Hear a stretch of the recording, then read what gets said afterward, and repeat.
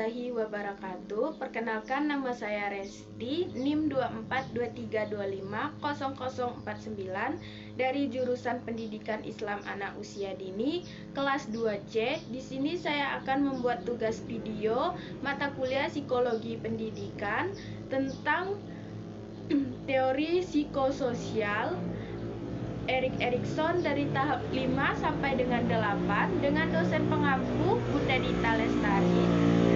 Baiklah, langsung saja kita ke pembahasan yang pertama, yaitu biografi dari Erik Erikson.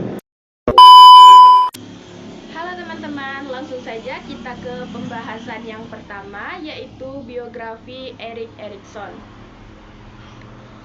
Erik Erikson lahir di Frankfurt, Jerman pada 15 Juni 1902. Ia dibesarkan oleh ibunya Carla Abrahamsen dan ayah tirinya Dr. Theodore Hamburger. Erik Erikson menempuh pendidikan di gimnasium dan awalnya tertarik pada seni. Pada usia 25 tahun, ia mengajar di sekolah progresif di Wina. Ia menerapkan metode Montessori yang menekankan inisiatif anak dalam belajar.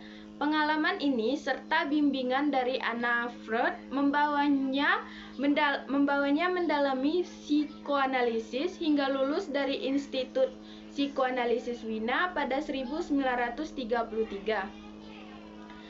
Erik Erikson dikenal karena teorinya tentang perkembangan psikososial sepanjang hidup, terutama konsep identitas dan krisis identitas. Ia dianggap setara dengan Piaget dalam kontribusinya terhadap pemahaman perkembangan manusia. Menurut Erikson, individu harus menemukan identitas yang selaras dengan tuntutan masyarakat atau menghadapi akibatnya. Dua kontribusi utama Erikson adalah yang pertama, teori psikososial perkembangan dari tahap 1 sampai ke tahap 8. Yang kedua, yaitu penelitian psikosejarah untuk memahami aspek psikososial tokoh sejarah. Baiklah, langsung saja kita ke pembahasan yang kedua, yaitu teori psikososial dari tahap 5 sampai ke 8. Tahap yang kelima yaitu identitas versus kebingungan peran usia 12 sampai 18 tahun pada remaja. Pada tahap ini, remaja sedang aktif mencari tahu siapa saya. Mereka mengeksplorasi nilai-nilai, keyakinan, tujuan hidup dan peran sosial mereka. Perubahan fisik, mental, dan emosional yang signifikan yang dipicu oleh pubertas juga berperan besar dalam pencarian identitas ini. Identitas adalah remaja yang berhasil melewati tahap ini akan memiliki rasa diri yang kuat, memahami siapa mereka, apa yang mereka yakini, dan di mana mereka cocok di dunia. Mereka akan merasa yakin tentang arah hidup mereka. Sedangkan kebingungan peran adalah remaja yang kesulitan dalam tahap ini mungkin akan mengalami kebingungan tentang identitas mereka, merasa tidak yakin tentang diri sendiri, tujuan, dan tempat mereka di masyarakat. Mereka bisa merasa tersesat atau tidak memiliki arah. Tahap yang keenam yaitu keintiman atau isolasi usia 19 sampai 40 tahun dewasa awal. Setelah individu menemukan identitas diri, fokus beralih pada pembentukan hubungan yang mendalam dan intim dengan orang lain. Ini mencakup hubungan persahabatan yang erat, kemitraan romantis, dan bahkan hubungan keluarga. Keintiman adalah individu yang berhasil akan mampu membentuk hubungan yang erat, penuh kasih sayang, dan berkomitmen dengan orang lain. Mereka dapat berbagi diri secara mendalam tanpa rasa takut dan kehilangan identitas diri.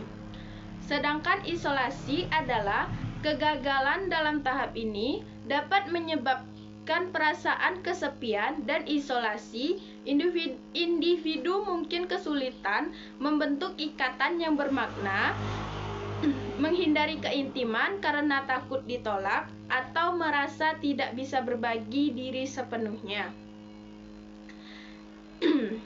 Tahap yang ketujuh yaitu generativitas versus stagna, usia 40-65 tahun, dewasa media.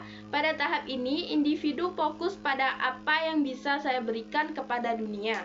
Mereka merasa perlu untuk berkontribusi pada masyarakat dan membimbing generasi berikutnya, baik melalui pengasuhan anak, pekerjaan, mentoring, atau keterlibatan dalam komunitas.